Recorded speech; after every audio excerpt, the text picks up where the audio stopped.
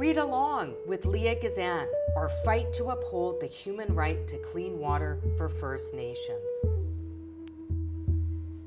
Yesterday, in the House of Commons, I found myself shouting like a goon of a hockey team as the Liberal government introduced a First Nations Water Act that doesn't even recognize clean and safe drinking water as a human right for First Nations.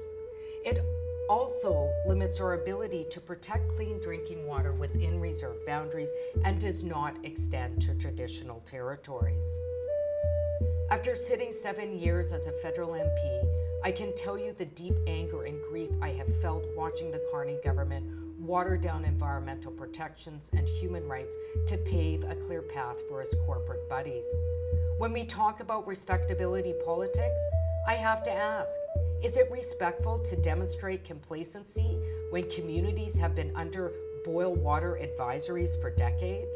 Once again, the federal government has failed to protect one of the most basic human rights that any human being needs to survive, the right to clean and safe drinking water.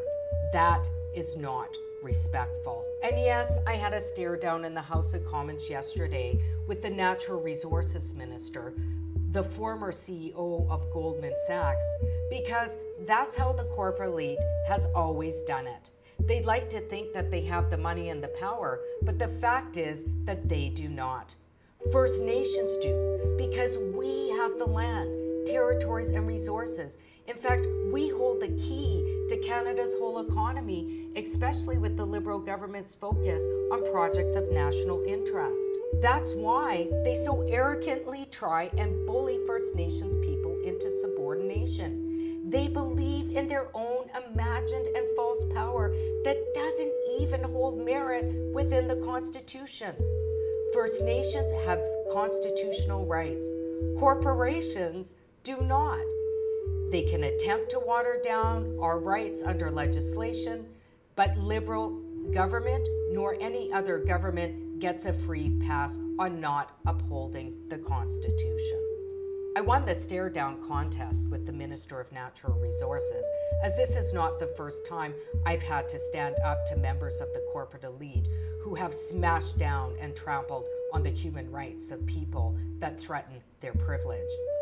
And I will unapologetically fight, even if I am the last Indigenous woman in Parliament standing up for our rights. How many times must Indigenous children be told that their lives matter less? How many communities must be evacuated because their water is contaminated? How many children must live with illness, skin infections, or long-term impacts of toxic exposure before governments act? This is not about partisan politics. This is not about decorum. This is about human rights. Yesterday, through Bill C-37, the federal government refused to recognize clean drinking water as a human right. In one of the wealthiest countries on earth, First Nations are still denied what many Canadians are afforded, like access to safe drinking water and clean water to bathe in. Bill C-37 will not achieve the human right to safe and clean drinking water through progressive realization, as the bill proposes. In fact, it limits First Nations jurisdiction in relation to source water, drinking water, and wastewater to the boundaries of a reserve. Even the money announced yesterday is not a funding announcement. It is a court-ordered payment. The court ordered the federal government to pay this amount due to its failure to ensure the human right of clean and safe drinking water for First Nations people. And the funding is dependent on the framework agreements with First Nations reserves. This could take years. The question remains, how many negotiation framework agreements are they obliged to partake in, and how long will that take? For decades, governments have allowed industry and resource extraction to threaten water sources while Indigenous communities pay the price. We have seen the devastating impacts in nations like Grassy Narrows, Mikisew Cree, Attawapiskat, and Saskatchewan.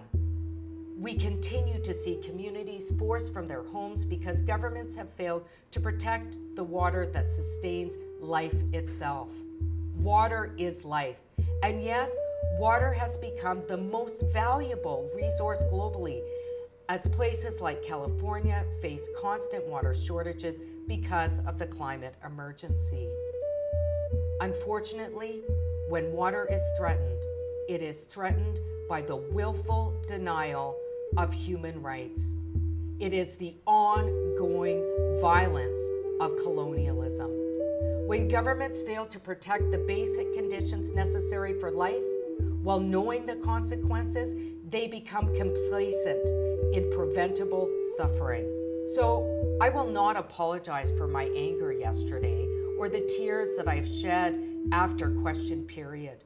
As a matriarch, I will do everything in my power to fight for the future of our children. I am not attached to my power and privilege.